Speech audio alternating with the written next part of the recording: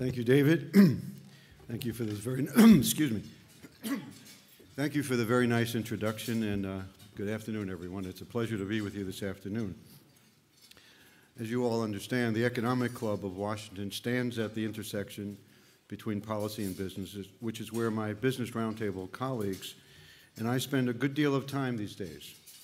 And based on your invitation list, I see you've had a number of business leaders here recently to give their prescriptions for putting the U.S. back on the path to growth. So in my remarks this afternoon, I will try to add to the same conversation this afternoon. But first, I would like to tell you a bit about Verizon and the enormously exciting industry that we're in. Before I start, though, I might be the only speaker that would encourage you to keep on your BlackBerries and your cell phones while we talk. It's very good for business. It's okay. Okay. So today, almost 2 billion people, about a quarter of the world's population, are connected to the internet. Twice that many, 4 billion people, have mobile phones, which are themselves becoming smarter and more connected every day. On Verizon's networks alone, we carry more than 1.7 billion text messages, 50 million picture and video messages, 1 billion phone calls, 400 million emails, and the equivalent of 4 million full-length movies, all in a single day. Verizon invests some $17 billion a year to put ourselves in the center of this expanding marketplace. We operate internet backbone networks that serve as the digital trade routes for the global economy. We're reinventing our legacy backbone telephone networks around fiber technology capable of delivering 100 megabit capacity directly to customers' homes. In wireless, we operate 3G networks across the country. Later this year, we'll start to roll out our fourth-generation wireless network, which will increase data speeds by up to 10 times and initiate the era of the Internet of Things. Soon, wireless will be embedded in everything we touch, infusing intelligence into all our systems and presenting us with a whole new way to run a home or an enterprise or even a country. When it comes to innovation and communications, the U.S. has a clear, decided edge. The smartphone revolution is centered in the U.S. The creation of tens of thousands of wireless applications is a U.S. phenomenon. Our 4G LTE networks, fourth-generation networks, will leapfrog the world in wireless.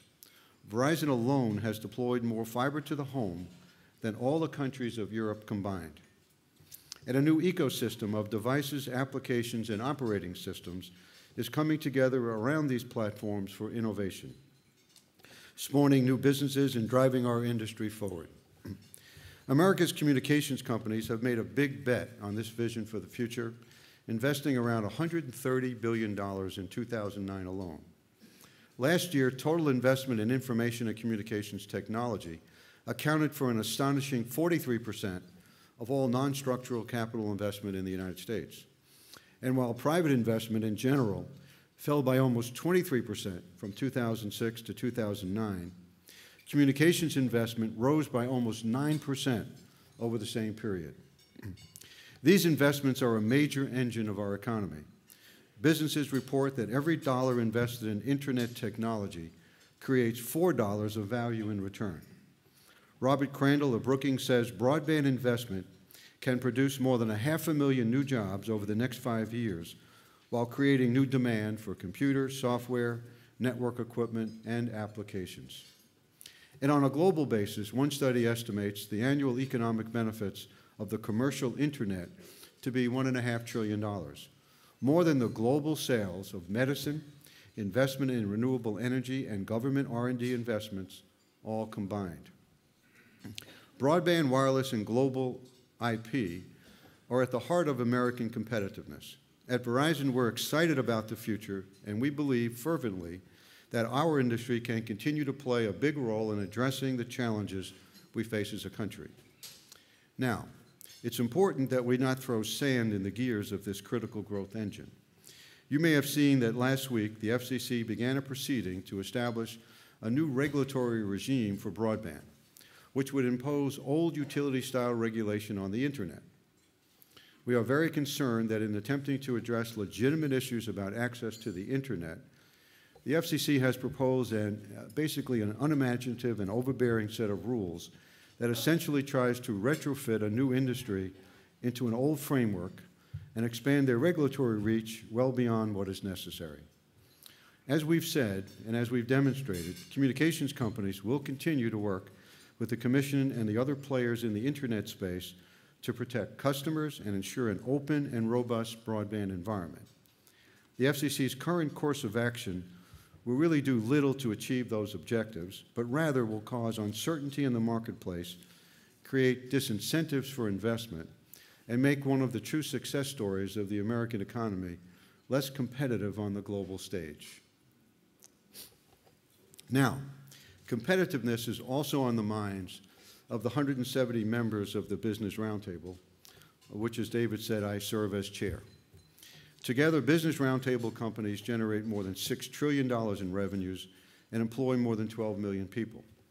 We account for 60% of all corporate taxes, 60% of all charitable contributions, and 1/2 of all private R&D spending in the U.S.